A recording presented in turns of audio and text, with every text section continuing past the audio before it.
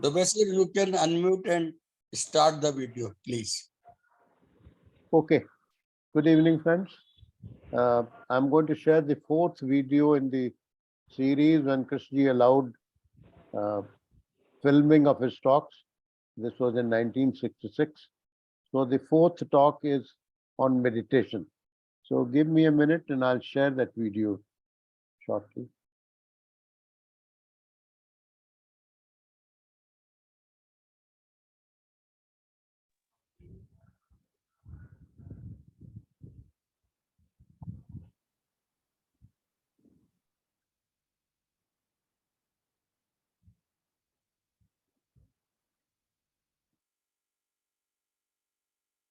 Are you able to see it? Yes, sir. Okay.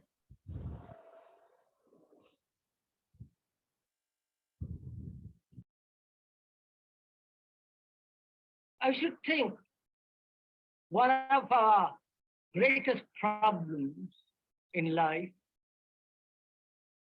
must be surely knowing that our minds deteriorate, decline as one grows older, or deteriorate even when one is quite young. Being a specialist along a certain line and being unaware totally of the whole complex area of life, it must be a great problem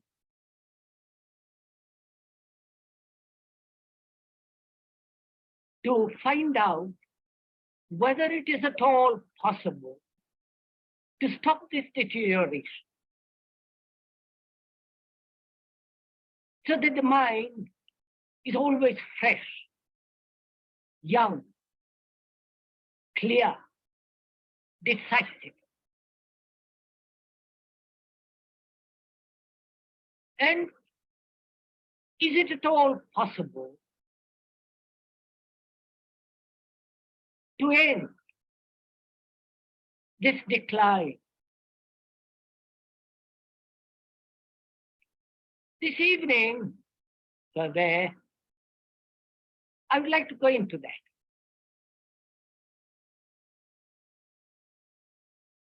Because meditation is freeing the mind from the known. The talks and writings of Krishnamurti cannot be limited to a single category, such as philosophy or religion. Unquestionably, Krishnamurti is one of the more challenging and creative men of our time for his profound insights into the realities of the human condition. This series of 8 programs represents the first time that Krishnamurti has permitted his talks to be filmed. In this talk, the subject of which is meditation, Krishnamurti continues his exploration of the real revolution, a radical change in ourselves.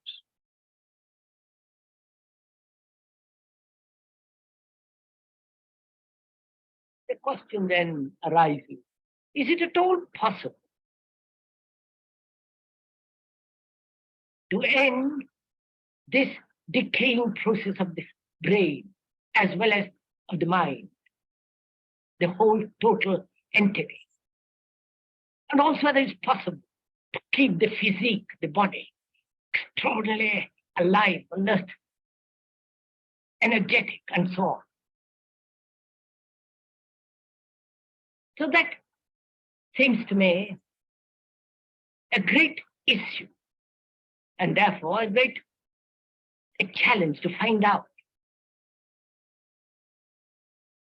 Now, the inquiry into this, not only verbally, but non-verbally, the inquiry, the examination into this is meditation.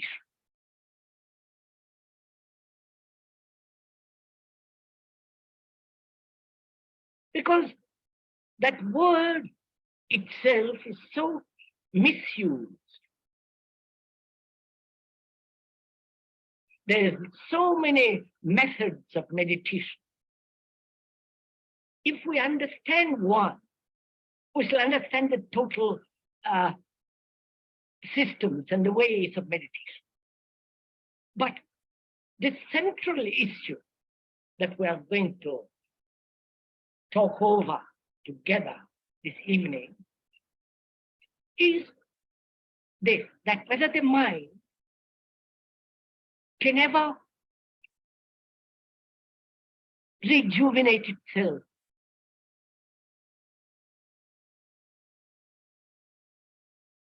Whether it can become fresh, young, unafraid. The fact is that there is deterioration.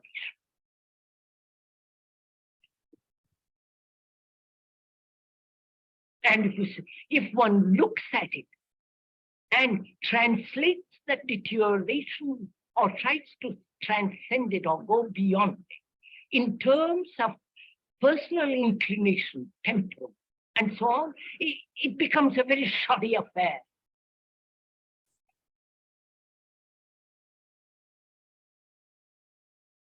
But if one observes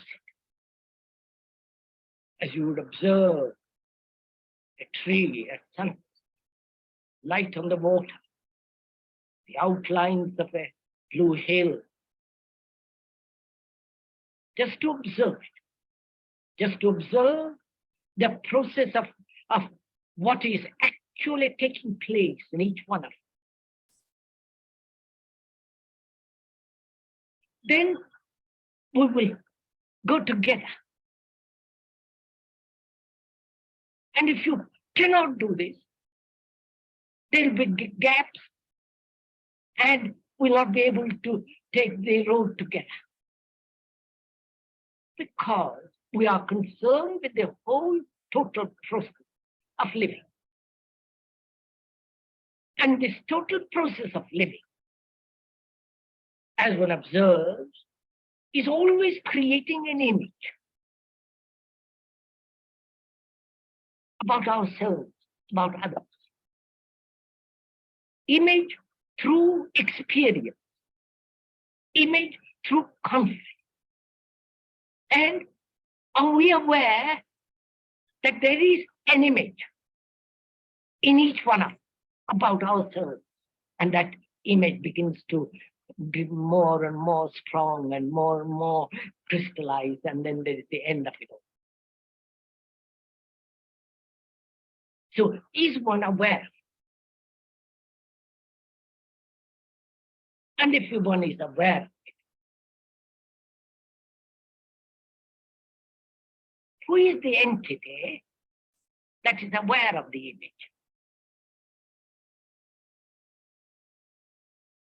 You understand the issue? Is the image different from the image maker?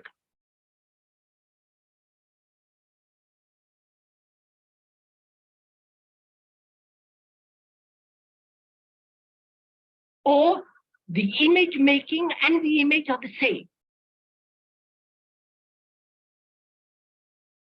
Because unless one understands this factor very clearly, what we are going into will not be clear. You understand? I perceive I have an image about myself. I am this and that, I am a great man or a little man, or I am, my name is known, not known, God, you know, all the verbal structure about oneself and the non-verbal structure about oneself. Conscious or hidden. And I realize that image exists.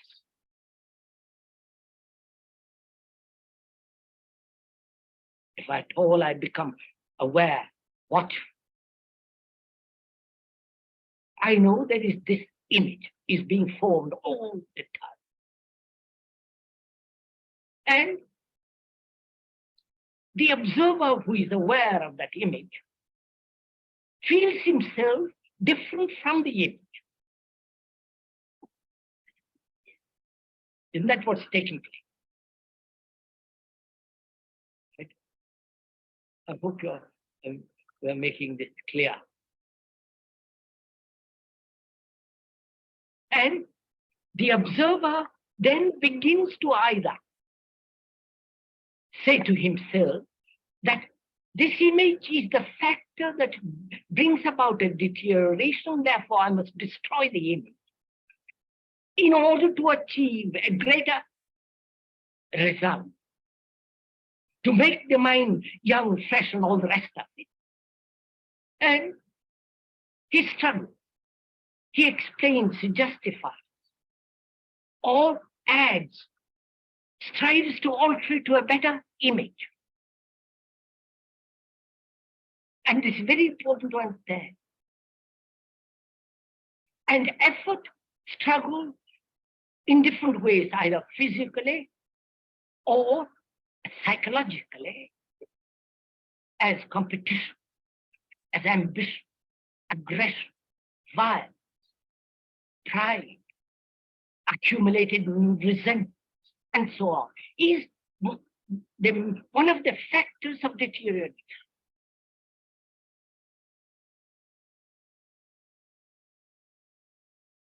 So when one realizes that the observer is the image maker, then our whole process of thinking undergoes a tremendous change.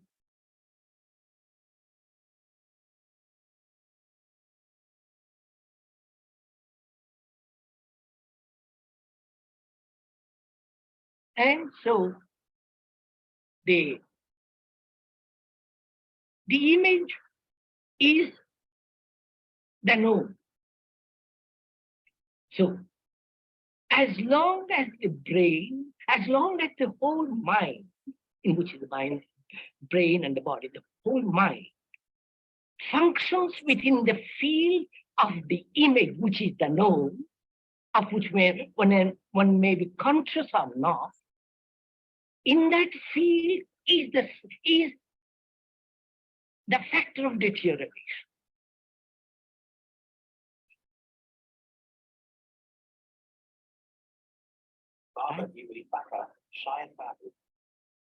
Please don't accept it as an idea, which you will think about when you go home. You won't anyhow. But I mean, here we are doing हाँ बुआली जी, taking the thing together. Therefore, हम you बोल must रहे हैं do Dubey it ji now. 276 When you go Patliputra home, colony से। I've taken notes and I've प्रणाम प्रणाम। understood it. I'm thinking, कल free रहेंगे आप सवेरे बाल काटने के लिए? don't take notes because that doesn't take it home. हाँ आइए 7:30 तक आइए कल से। So the question ठीक है arises, नमस्ते। is it possible to empty the mind of the known?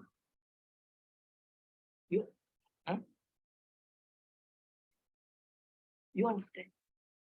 Am I making myself clear?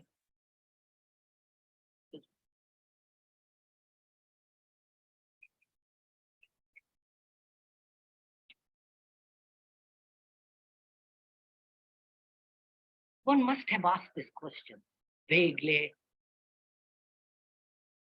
or with a purpose, because one suffers, one has anxiety that is possible to go beyond, or one has vague hints of it. Now we are asking it, we are asking it as a question which must be answered, as a challenge which must be responded to. And this challenge is not an outward challenge, but a psychological inward challenge. And we're going to find out whether it is possible to empty the mind of the known. This emptying of the mind is meditation.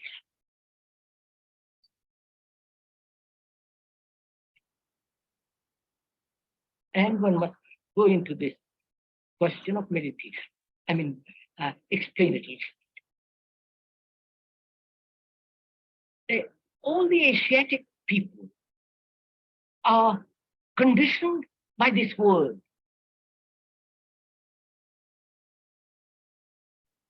So-called religious, serious people are conditioned by this world. Because through meditation, they hope to find something which is not, which is something beyond mere daily existence.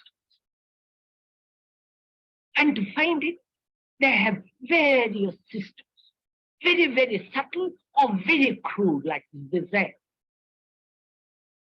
And also in that, so-called meditative systems is concentration, fixing the mind on one idea or one thought or one symbol and so on. And also there are various forms of stimulation, forcing oneself, stimulating oneself, and that is to expand consciousness more and more through will, through effort, through concentration, through determination to force.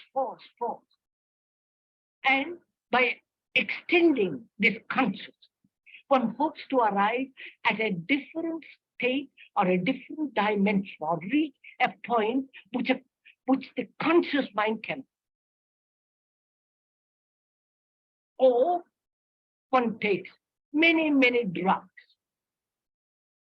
including the latest, LSD and so on. That gives, for the moment, tremendous stimulation to the whole system. And in that state, one experiences extraordinary things.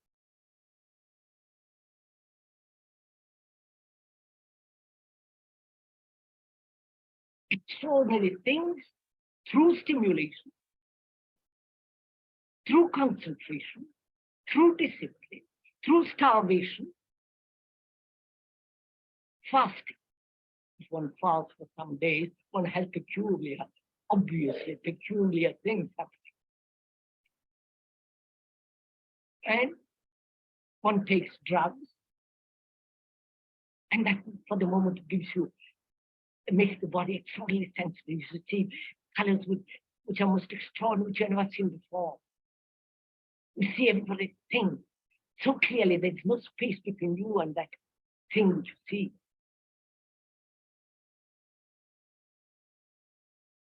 And this goes on in various forms throughout the world.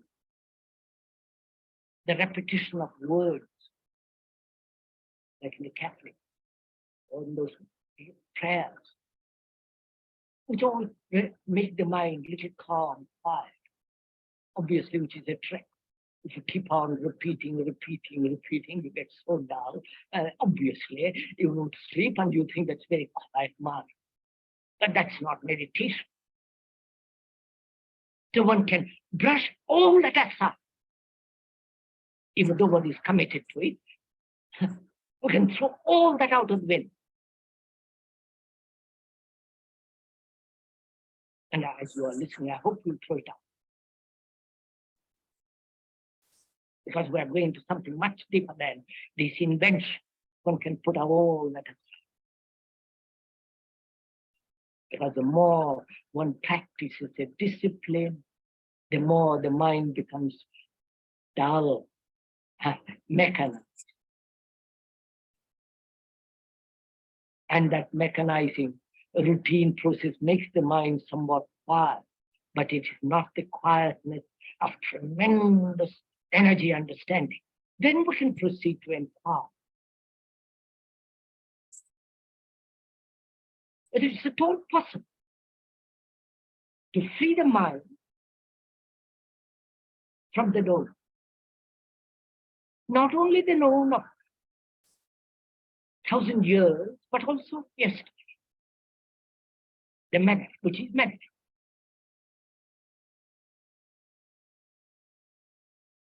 Which doesn't mean that I forget the road, the way to the house that we live in.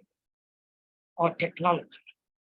That obviously one must have. That's essential. Otherwise, we can't live.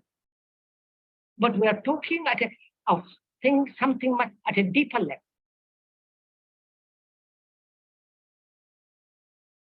The deeper level where the image is always active.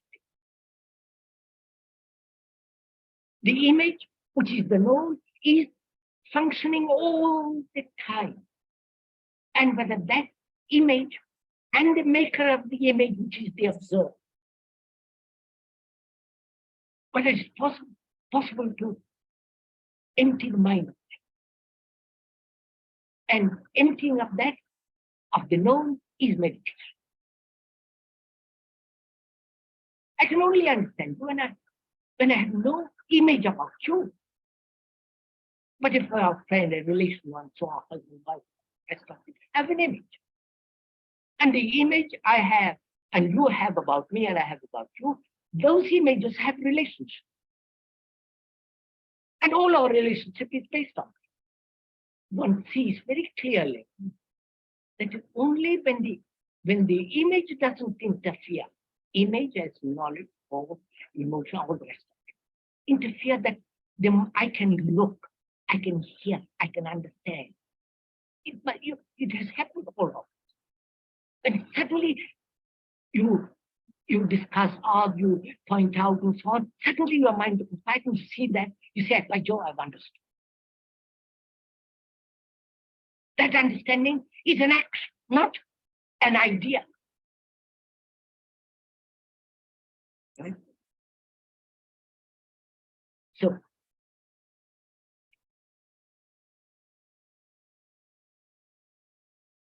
there is understanding action, only action in a different sense than the action that we know, which is the action of the image of the known. We are talking of an understanding which is an action, when the mind is completely quiet, in which understanding as action takes place. So, there is understanding and action only when the mind is completely quiet. And that quiet, still mind is not induced by any discipline, by any and meditation then is, which one can do when you're sitting in a bus, walking in the street, or washing dishes. And meditation has nothing whatsoever to do with breathing and all that. If there's nothing mysterious, the mystery of life is beyond all. Beyond the image, beyond effort, beyond the centralized, egotistic, subjective, self-centered activity. There is a vast field of something which can never be found through the known.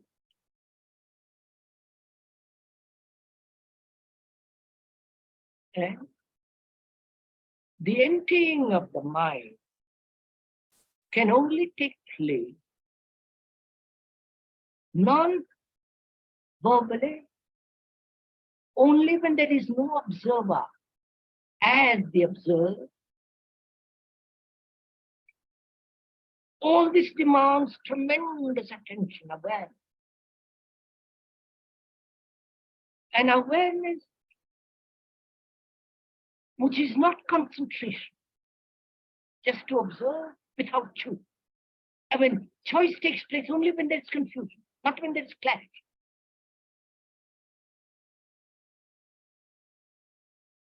So, awareness takes place only when there is no choice, or when you are aware of all the conflicting choices, conflicting desires, the strain, just to observe all this movement of contradiction. And knowing that the observer is the observer. And therefore, in that process, there is no choice at all, but only watching what is. And that's entirely different from concentration.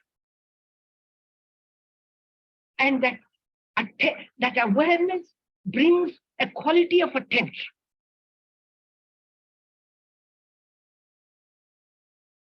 In which there is neither the observer nor the observed. And this emptying of the mind with all the experiences it has had is meditation. And that can be emptied only, all the experience. When each experience, one becomes aware of it, sees the whole content of it without choice, and therefore it goes, it passes by. Therefore, there is no mark of that experience. As a wound, as something to remember, to recognize and keep.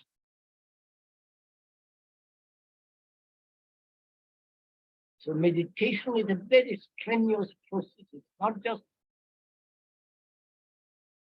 a thing to do for old ladies or men who have nothing to do.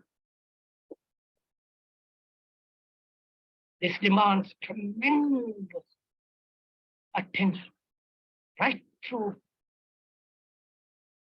Then you will find for yourself, no, there is no question of experience, there is no finding. Then when the mind is completely quiet, without any form of suggestion, hypnotism, or following a method, when the mind is completely quiet, then there is a quality and a different dimension of which thought can never possibly imagine or experience. And it's beyond all search. There is no seek. Mind that is full of light does not seek. It's only the dull, confused mind that's always seeking and hoping to find. What it finds is the result of its own confusion.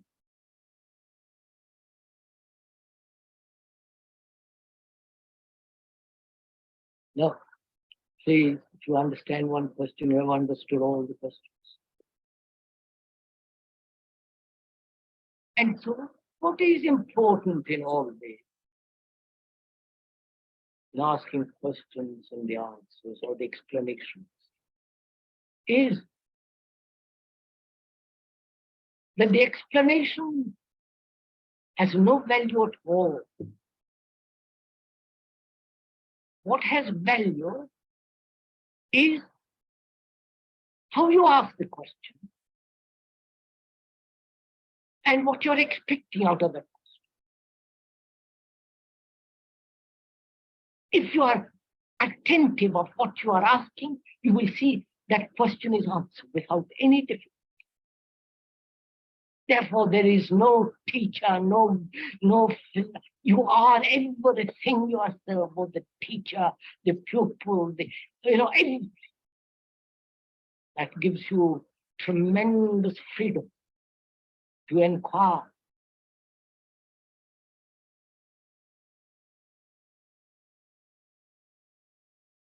This has been the fourth of 8 programs presenting the talks of Krishnamurti. Subsequent programs in this series are titled What is Love?, Questioning, Living and Death, and The End of Conflict.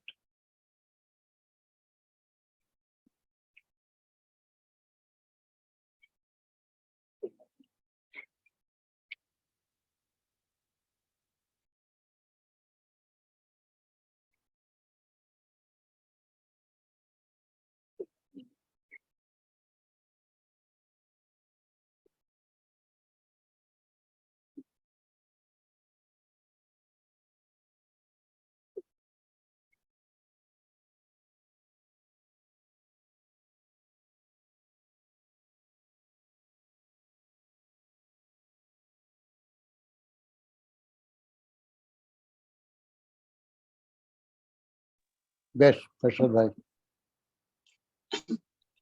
Yes, are you able to hear my voice? Yes, yes. Okay. Very powerfully Krishnaji talks about what he considers meditation is. And for him, meditation means to keep the mind fresh, young, clear, decisive. And for that, Krishnaji doesn't give any method. There is no method to keep the mind young, fresh, only with curiosity, looking inward, seeing things without trying to change anything, whatever comes, what he calls awareness, choiceless awareness. So that is only kind of a method is that we look at ourselves, our own mind as we are, without trying to change what we see. So he says that this is a very strenuous effort. And it seems to me that most people may not be able to do this. Only those who have this quality of looking inward, ability to be alone, to be silent, and looking inward, which most people don't have. So only very serious people may appreciate what Krishnamurti is saying, but it seems to me that for the beginners, they need certain method to make the mind silent. And it could be like chanting or concentrating on an image and something which really helps people. But if people just follow what Krishnamurti want to do, what Krishnamurti is saying, then it is possible that people may get lost and they may not be able to look at whatever is happening in their mind clearly. And they may not even try any method of making the mind quiet. And Krishnaji doesn't give importance to any method, but I think a listener or a person who reads Krishnamurti must find out for himself what is good for him. Is it not to do anything and just watching the mind as it is? And if a person is able to do it, then it's fine. Then there is no conflict. But when a person is not able to do what Krishnamurti is saying, but want to follow Krishnamurti, then there might come many conflict. And it seems to me that many people who have followed Krishnamurti for many years, making certain concepts out of Krishnamurti's teachings and trying to follow the concept and not able to do it, then they end up into a lot of conflict and confusion. So I would say that what Krishnaji is saying, don't follow anybody. Find out for yourself what is the best thing. If you feel like creating an image of a god or a goddess and giving your attention to that image, is that if that is really helping you, then that is good for you. But if you can be without any image and be very silent and very, very clearly watching everything and no conflict, then perfect. What Krishnamurti says is not for the beginners. I think people who have gone very deeply into meditation, and then Krishnamurti can help, but not for the beginners. It seems to me, generally people will get lost. Okay, thank you. I have finished. Thank you, Harshad bhai. Yes, Durga ji, please unmute yourself. Yeah, good evening, sir. Good evening. I'm audible, no, sir? Yeah. Yes, sir.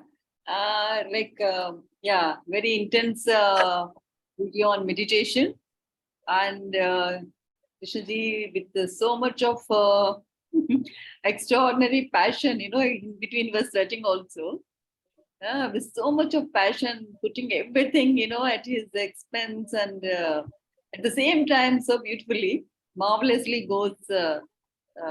If you want to jot on everything, you can jot on in point wise also. In such a beautiful sequence wise, he gives out the points. Yes, sir. Just listening to Harshad ji, I just want to say, whatever he said, for the beginners, chanting or to make the mind quiet. I feel that is the very antithesis to what we have heard in this video, sir. He says it's not about following a method or following Krishnamurti. Following Krishnamurti is not the issue. It is knowing about our own life, knowing about our own selves. He says total process of living. He says Krishnamurti is immaterial. Yes, definitely Krishnamurti is not for everybody. It's very obvious, and I think in our own experiences, we ourselves look very confused, and we come across lots and lots of people who look confused, lost, because that's okay. That's part of the journey, I guess. Because if you don't face any hurdles, if you don't face all those roadblocks, then you won't apply your energy only, isn't it? So it's okay if you're confused, if you are facing problems, it's fine. But there are no goals and there is no destination. It's a journey that matters.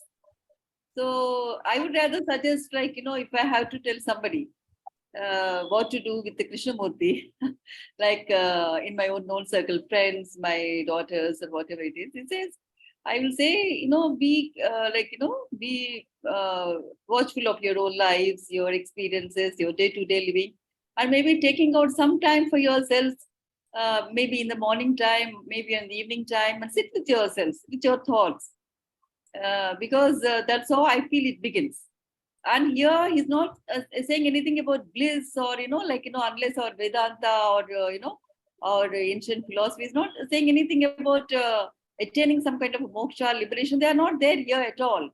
He's saying about emptying of the mind, and he says about mind being very fresh, energetic, active.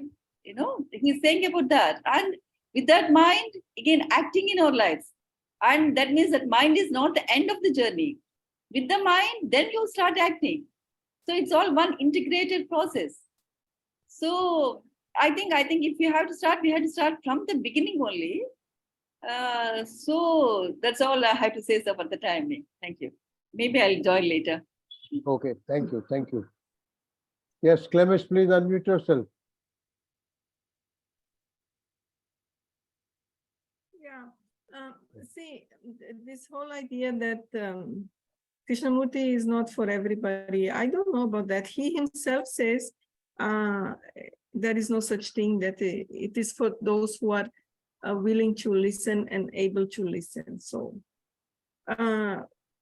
yeah, about meditation, I think Krishnamurti, in this video and in many others also, he is discarding this whole idea of sitting quiet, watching our thoughts, and then think we are meditating. He's talking about something else. He's talking about something that comes without being invited, something that you cannot even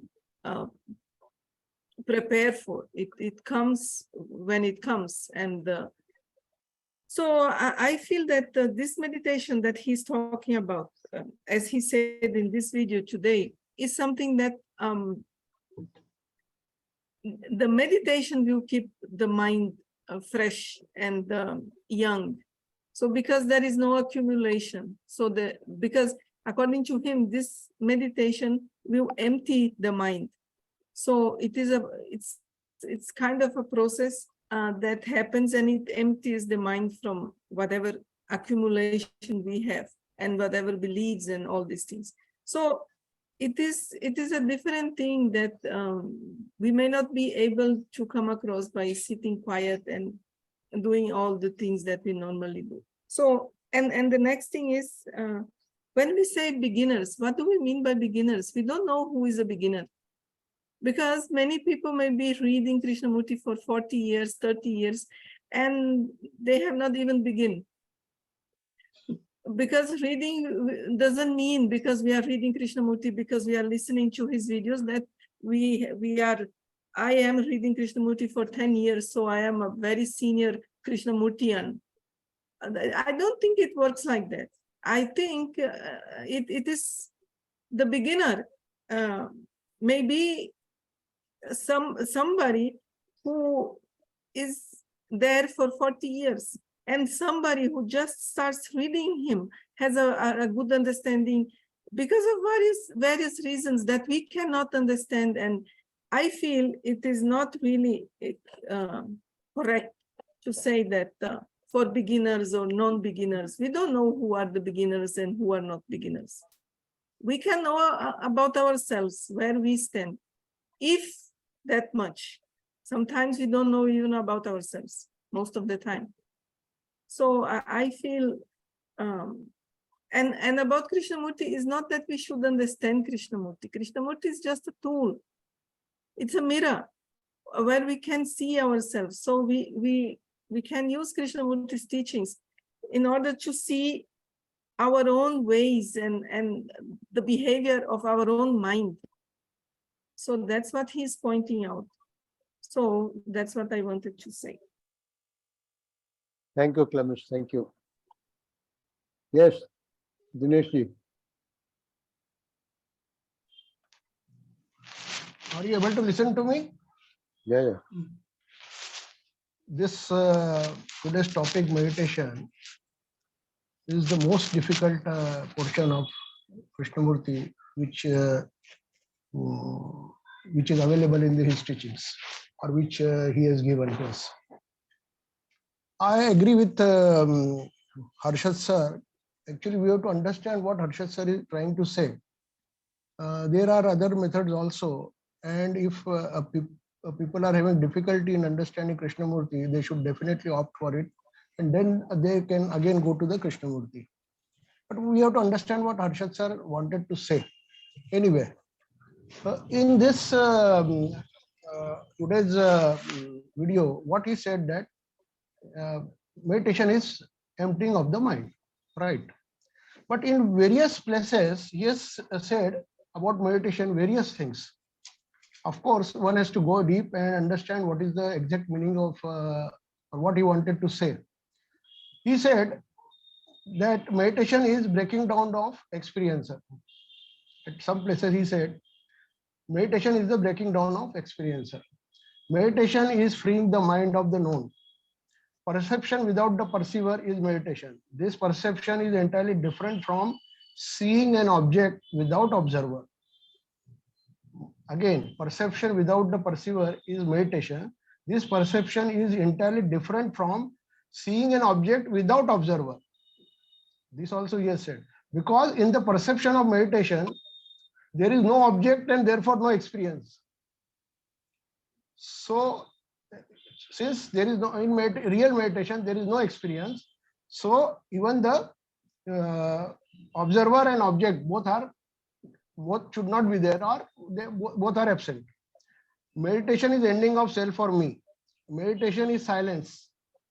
Meditation is ending of little space which is made by the thought. Meditation is movement of love, and it cannot be learned from another. Man is very essence of meditation. Meditation is eternal movement. Meditation comes naturally with ease when you walk on the sand or look out of your window, etc. So we can see, in a way he has described, to me it is what he has described is just what happens in meditation. But there are two things. When we do the diagnosis, suppose somebody goes for X-ray, then X-ray is just a diagnosis. It is not a treatment, or it is not a what we say. It is not giving any. Yes, it is not a treatment.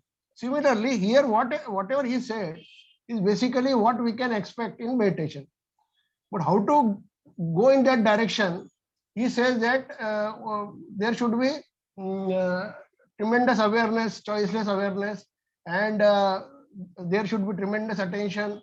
There should be observation without any choice, and sit passively, etc. Or in walking, here, whatever I said, when you walk, you walk in it with a different perception only. So these all things are not very clear to a beginner. Let us say beginner. Okay. Further, whereas to students in beginnings of learning, he has prescribed the traditional method of sitting erect and eyes closed, etc. So it is very clear for students. He has prescribed or suggested a different method. Okay, if we consider this, that we are with choiceless awareness, sit passively and just see what happens. So this is one side he has criticized this other methods, but it is similar to the traditional methods. Suppose we take Vipassana. If you go deep, there is no difference between Vipassana and this, whatever he said, to sit quietly and see passively and all that. Vipassana also does the same thing in the second stage. First stage, they are having different this thing, but second, third, other stages, they do the same thing. Then, if we consider this transcendental meditation, which he has criticized many times, but if we see the transcendental meditation, I have already done myself also that thing. So this is very similar. In there also, you have to just drop a word and then let the things go. Whatever appears in front of you, you have to just let the things go. Just see them passively. So that is also similar. So actually, what is meditation? What is meditation really? So that one has to find himself and try to understand what JK is saying. So what Harshad sir has said initially, that really one has to let us not mesmerized with the JK's words. Go deep, break your head if required. He himself has said that it is a tremendous, it is a strenuous process. So you break your head, or you really go deep, remain with it, whatever suits to you, and then try to understand what is the meaning of meditation as per JK. Thank you. We'll. Yes, Clemice. Yeah. So first of all, I think when Krishnamurti talks about meditation, he's talking about something that we may not know what it is. So I feel just stay with that question.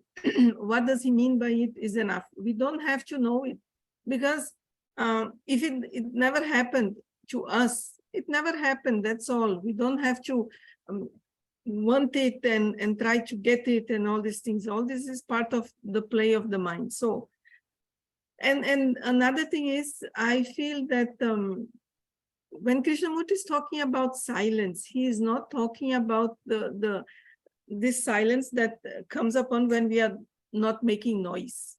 He is talking about the emptying of the mind from all the accumulation, which means greed and all the known, which we are so used to. So it is a completely different approach. And I really don't see how to compare Vipassana with what Krishnamurti is talking about, because they are completely different things. So Krishnamurti is talking about self-knowledge, which is, and according to him, he's talking about the emptying of the mind in a very deep sense. Vipassana, as far as I understand it, I have never done it, talks about, it is a method for quieting the mind. Quieting is one thing, silence is a different thing. So that's what I wanted to say. Thank you, Clemice. Thank you. Yes, Harshad bhai. Yes. Are you able to hear my voice? Yeah. Yes, yes.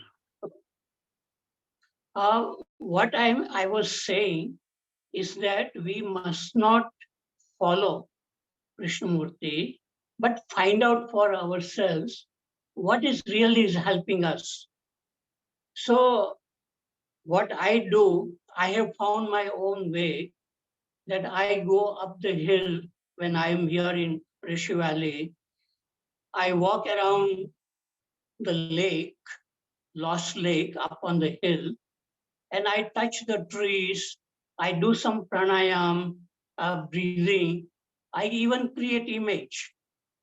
And those I see the image fading also. And then there is nothing.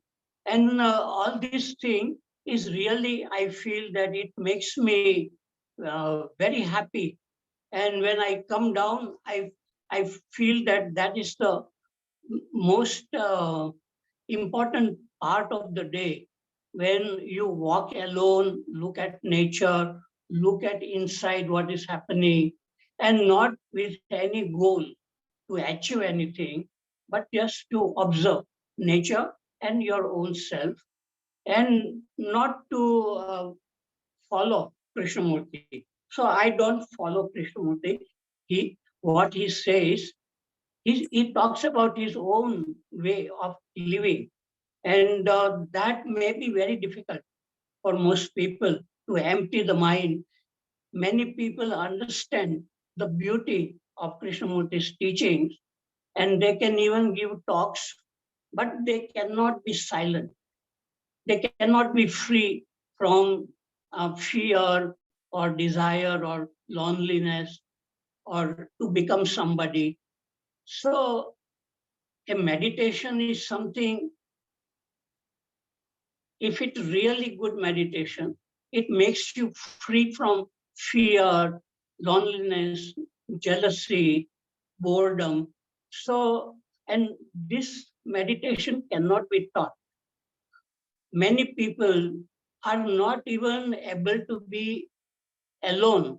Even they want to do yoga, they go with other people who are doing yoga so they can get some support from other people. So what I meant by beginner is people who have really not looked inside their own self, how these thoughts and feelings are going, and to look at it with curiosity, with attention, and uh, and uh, and they just listen to Krishnamurti. They will get mesmerized. They will get also sometimes affected by the power of Krishnamurti, and they may begin to feel that whatever Krishnamurti says is the real truth, whether they understand or not. And and then they try to understand. Then there is a conflict. So I feel that one must not try to understand Krishnamurti, but one must try to look at oneself, understand one's own thoughts and feelings, look at it. If there's any anger coming, to look at it with curiosity. And that is the real meditation, ongoing, effortless, looking at what is. And Krishnamurti uses this word, but to do it in one's own life is for very few people. Even a man who had meditated for 25 years in the Himalayas, and he came to Krishnamurti and said that he is not able to be quiet. The mind is chattering, even living in the Himalayas. So this is the most difficult thing, to be alone, to be silent, to look at oneself, and to really enjoy everything without any motive to achieve anything. So what Krishnamurti says is great, but he's talking about his own life. But it may not be suitable for most people. It may look very beautiful, but one has to look at one's own life, one's relationship with other human beings. If there are any conflicts, one has to look at it, what is behind it. So that is what I feel the real teachings are, is to look at ourselves and not follow Krishnamurti. Okay, finish. Thank you, Harshad. Yes, Dinesh ji.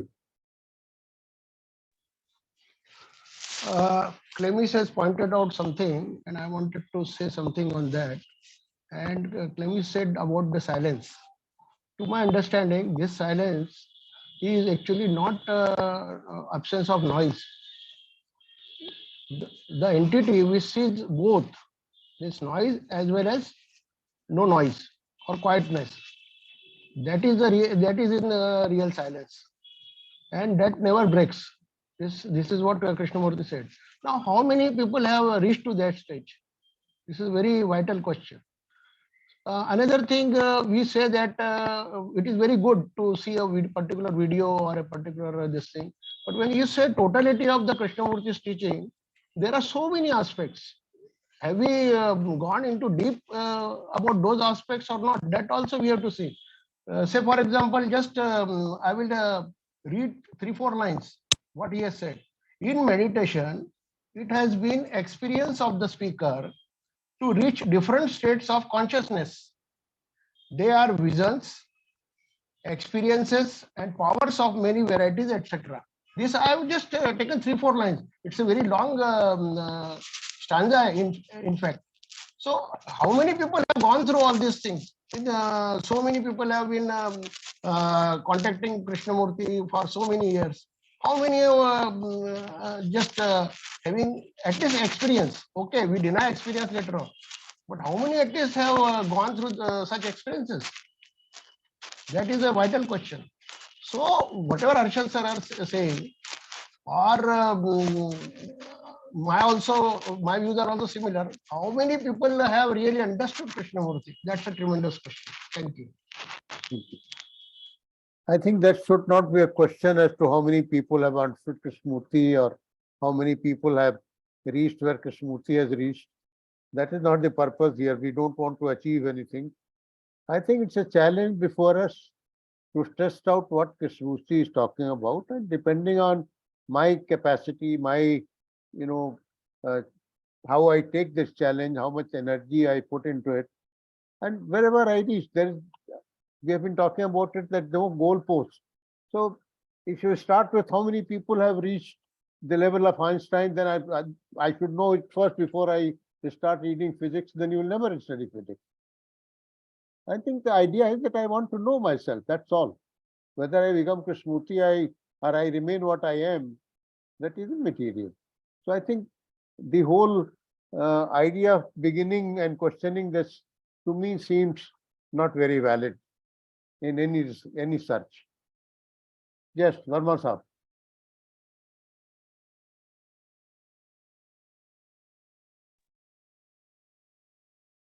Am I audible? Yes, you are. Yes, you are. Thank you very much. Today's topic gave yet another chance for me to contemplate on a very talked about word, meditation. Although simply, if I can understand, it is perceiving things as they are. Simply, everything is covered in that freedom from this, past or self as time and all. So when the mind is free, so that is the state he was talking about. Suddenly, a person, Kabir jumped in, Kabir, that how he could say in 2 lines what this entire treatise on these meditation and everything is, and seeing or perceiving. He said, जग दर्शन का मेला जो समझ सके अलबेला. If you see these words, very simple 2 lines, darshan is perception. Even in philosophy, in India, it is known as philosophy. Mela is festivity and movement. all around diversity. Samajna is what J.K. talks about, understanding. Albela is a rare person. Albela, such a person is very rare who can see things as they are. He must have been a great seer because there is a beautiful book also, J. Krishnamurti and Kabir by Rohit Mehta and Mrs. Mehta. Beautiful book. Anyway, so what is important is my state of mind. Rest of all is my imagination, what happened to whether people reach that stage or not. Absolutely, I don't know anything about that. I even won't know other than myself and my imagination or my likes and dislikes. So, certain words have been emphasized. That day we were talking about stillness of mind in Howard's dialogues with Howard. At that time, that stillness was not very clear to me because he switched over to awareness suddenly. When I said stillness is transient, he switched over to awareness. Awareness, of course, is not transient. It is always there. It is impersonal. Awareness. Invariably, you will find all the important things when he talks about perception. He uses this word awareness, awareness, awareness. It is always there with us. So I have noted down certain points. What J.K. has said about stillness. Still, he says, still mind is the most astonishingly active mind.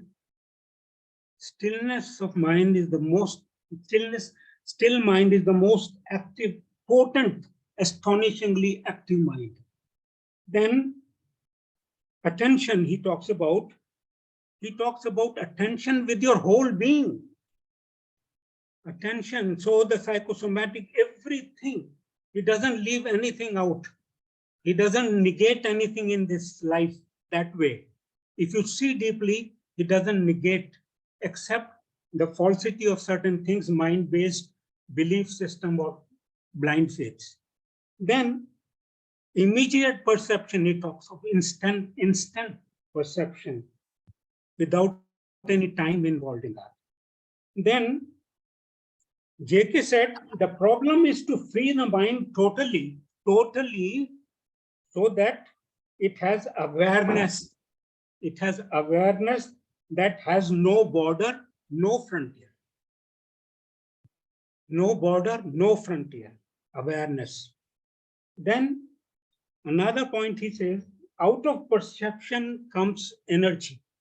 The quality of perception naturally is associated with energy. You see, out of perception comes energy.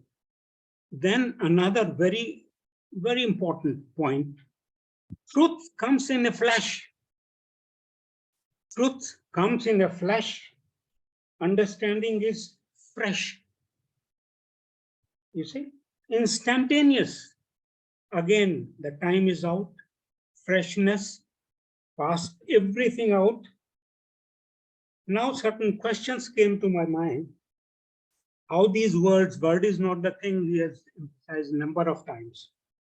How these words are effective even after hundreds of years in the active present, in the dialogues and discussions. And one thing became clear to me while listening to this video today, that when he says emptying of the mind of the known, that known is some image which is permanent in me. Some sort of opinion about usually in relationship, you come to these things. It's an image that is permanent in me, and it will definitely, it will alter my perception. That is there. So this known, he knows that a lot of knowns, we live with the knowns. He knows it very well. But why he's saying emptying of the mind of the known is that image, if it is there in me, continuously hankering around in my mind, then naturally my perception will be polluted, altered. So this is what I have learned while listening to this video. Thank you very much. And if anything else I have to say, I will say. Thank you very much. Thank you very much, sir. Yes, Durga ji, please. Yes, sir. Yeah, I think there are other participants also. Let me not take much time. I think everybody also should be getting time. Yeah, good contribution from our previous people. Yeah, like here, sir, one more thing. Krishnaji's emphasis is more on images, and here it's very direct. The image of oneself. So meditation is not going to start till the time one is aware of one's images. So here, from the very beginning, he stresses this point. Image maker, image making, the observer, that's a very, very strong and poignant point here. So the image maker, the images, everything is the deterioration. That is the cause for deterioration. Till the time that is not kept in place, that is not understood non-verbally, deeply, it's not an idea. It's not an idea. It doesn't go deep-rootedly in oneself. Meditation is not going to start. I think that's a very strong point, that's coming to the surface here. And he stresses on our times about non-verbal understanding. So this is nothing to do about your discussions or anything. It has to it has to go completely deep inside. So then only. And he says about the total process of living. He's not putting in any direction here. The totality of the process of living and the ending of the known as whatever the information, whatever the knowledge one has gathered from childhood, whatever that till the point, that has to end. And how it is going to end? That's and Krishna leaves a lot of things, unsaid. There, I think we have to put in effort there. It's like maybe understanding through, because he gives a lot of hints at the same time, he allows you to work. Because if he tells everything again, our mind is in the habit of forming images. So there is a work that is involved there. So maybe, and that is unknown field. Only when you are in the work, when you are touched by it, the other realms are open to you. And there is no description like, what the realms are going to be, what are the dimensions going to be. But he only takes you there. Okay, that's all about that. The image making, one thing I just would like to say. And like, the previous speakers, like, Harshad also said, it's about, you need to have understanding and awareness of how our own human consciousness is working. Like he says, some people can't do yoga on their own also. So we should know our own human common condition. That is what we are, not that is the other person. We also like that. So that's awareness is also very important. What am I? What is this self?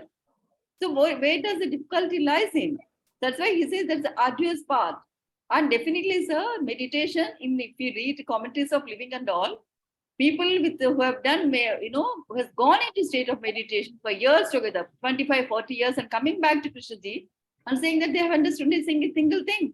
So definitely, Krishnaji's teaching is definitely arduous, sir. I go by that statement. And yes, we need not categorize anything, but at the same time, we have to have general awareness of all these things also.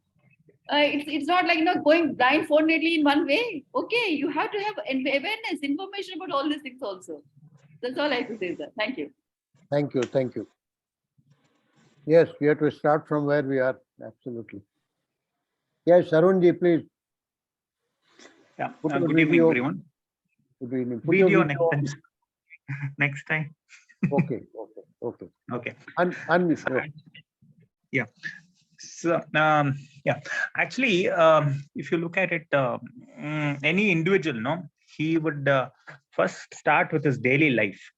He will notice how fast he is, not listening to anyone, dictating his own terms, and he feels like I know everything, you don't know everything, and he wants to show that he's most intelligent, fast reactions and all that. So if you see that, he will come to a point where he'll understand that what and all he's been losing because of that. And then he'll begin to go inside and then see that through meditation, like he'll start to lose a lot of things in his own life. That is his anger, frustration, fear, etc., and all that. So I feel the process begins with first understanding what is the loss it is creating. I mean, in our daily life, how it impacts, and then going inward. And sometimes I also feel like for one thing called thought, I mean, it just came to my mind. We need so many things: meditation, attention, choiceless awareness, etc. So thought, I mean, it has creates so much of destruction ahead that we need so many terms for that. No, thank you. Thank you. Thank you. Yes, Mr. Ravi Kaushal, please unmute yourself. Yes, sir. Am I audible, sir? Yeah. So I've listened a lot on meditation. So there is this thing. I think Harshad sir is saying that this doing meditation, how to do. Lot of people don't know. I object that. I see that what is there to do in meditation. Who is doing meditation? So this is one thing. Isn't the seeing itself is doing there is not that seeing itself is an action. The meditation is seeing the observation without the observer. So where is the question of doing then? And who is going to do anything? That is one thing. And one thing I think another speaker is saying that Krishnamurti is using that word. The meditation should be like this or like that. That thing I object also. That has he ever used that word? The should be. And the another thing is that he's saying that the diagnosis is different, and it seems to me that in meditation the very diagnose is the treatment in meditation. I see that. It seems to me, and this one thing is always that the observer is the only thing which the continuity of that entity in all of us, in me also, basically in me. So I'm saying that the observation is something, it's a moment to moment thing. Knowing the self knowledge means knowing the self moment to moment. So one thing is, and this is not an achievement. Meditation is not an achievement. And one cannot say that I am the beginner and or I am the 30-year experiencer. It is a moment to moment watching freshly. So there is no hierarchy in this, in the seeing, in the very seeing. So this one thing, and I think this emptying the mind. What K is saying that emptying the mind. So I see that if there is this identification, the question of emptying the mind is not there.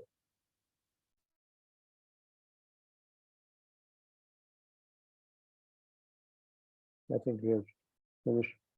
Okay, Dinesh ji, please.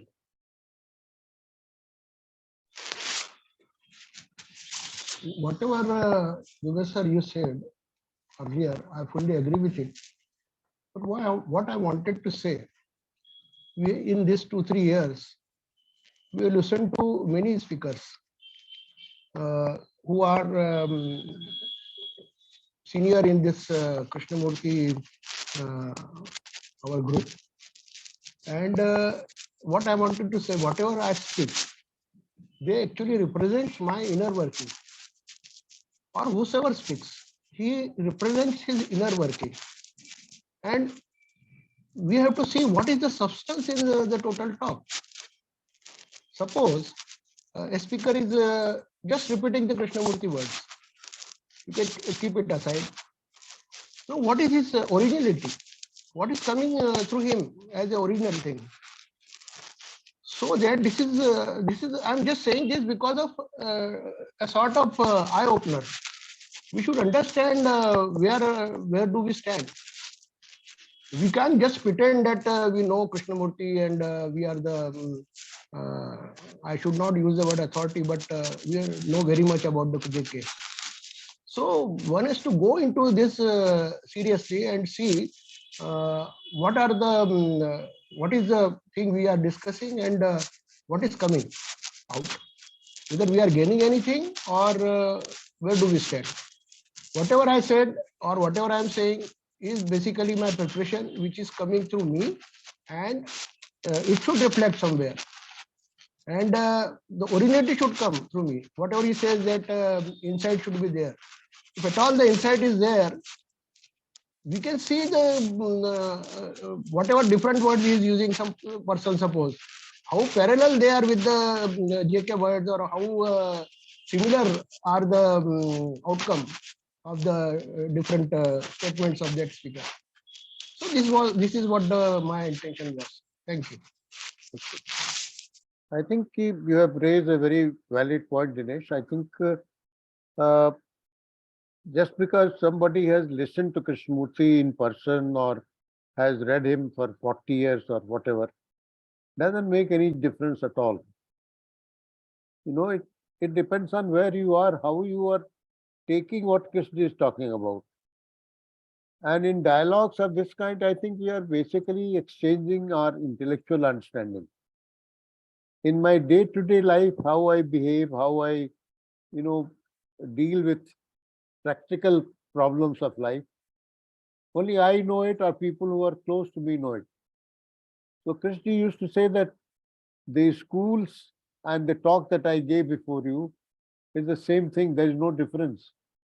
The purpose is same. In the school, you are living that in your daily life and experiencing that in your relationship. You are seeing whether you have jealousy, whether you have authority, whether you are ambitious.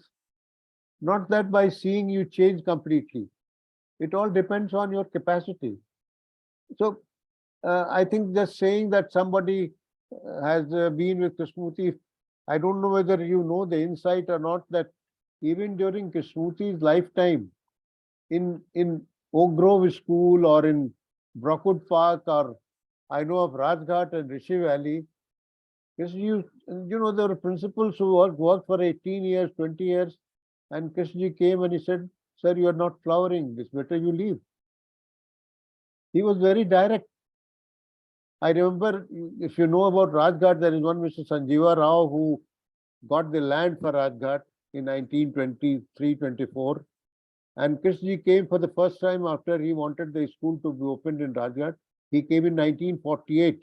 The school started in 34, 14 years later. And you know what the first thing he did? He asked Sanjeeva Rao to leave. So being with Krishnamurti or listening to him doesn't make any difference at all. I tell you my own experience. I have heard Krishna from very close quarters and was totally overwhelmed.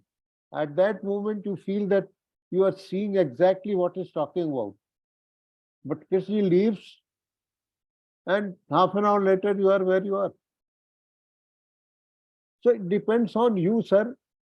No talk. We had more than 1,000 lectures in this circle. It's more than 3 years.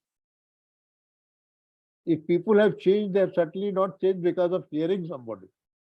They would have changed because something happened to them in listening to Krishna. There is a very good anecdote which Achyut Patpradhanji talks about when a Jain monk came to Krishna. It's on YouTube, so I'll suggest you just listen to it. It's a short talk. Achyut Patpradhan about a Jain monk. See that, how he changed by talking to Krishna. So change happens in seconds, not in years, or it may not happen at any time at all. So I think we must realize the limitation of this talk or this dialogue group that we are organizing. The idea is that we bring in what Krishna has talked about and how we receive it as a person, how it touches us. This all depends on us, not the number of times or number of years.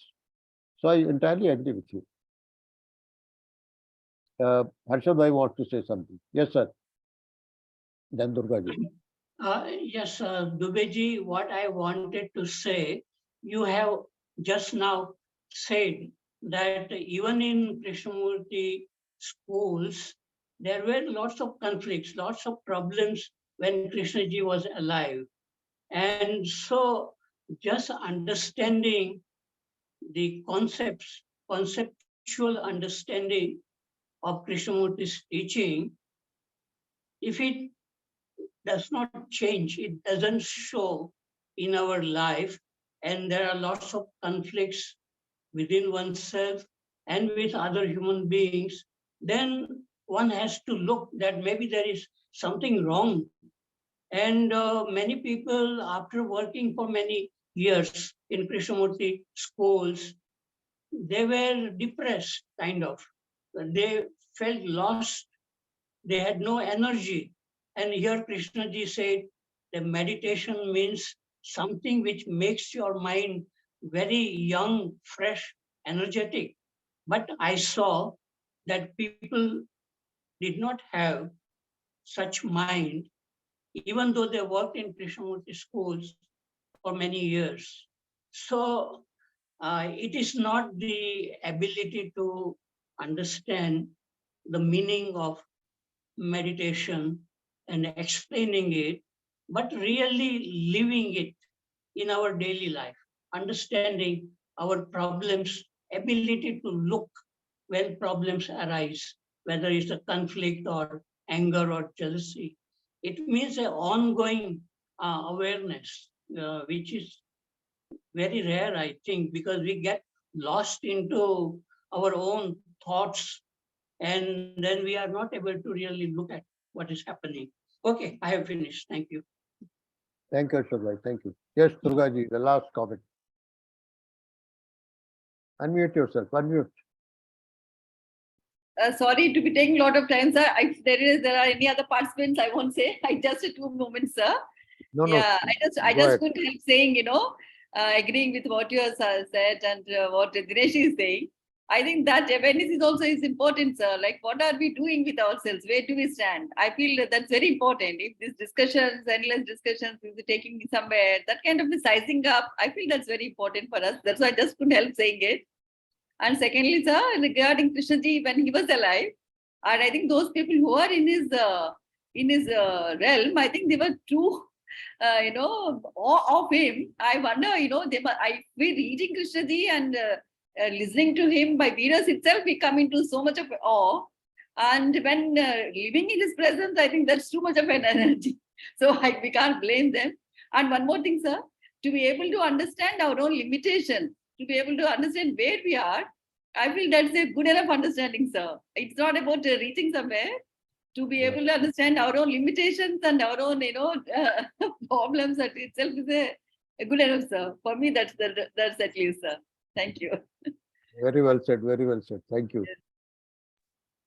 We come to the close of the session. Next Sunday, we have Mr. S. Gopalan. Please remember, all our programs on Sundays will be at 10 a.m. And only when we have somebody from abroad, we'll change the time and we'll inform you quite in advance. So next Sunday, Mr. Gopalan at 10 a.m. and he'll be talking about information is not understanding, living is. So if you're free, please do join us. And 23rd of June, which is next to next Sunday, we don't have a speaker. We have not been able to find one. So if there are any volunteers, please send me a message and what you'll be talking about. Otherwise, we'll have to just drop 23rd of June. So there'll be no talk on 23rd. Anybody who is willing to talk, please let me know or let Sushil ji know about it. We'll organize that accordingly. Thank you all. Thank you. Good night. Thank you, Dubey sir. Modak, you may close it.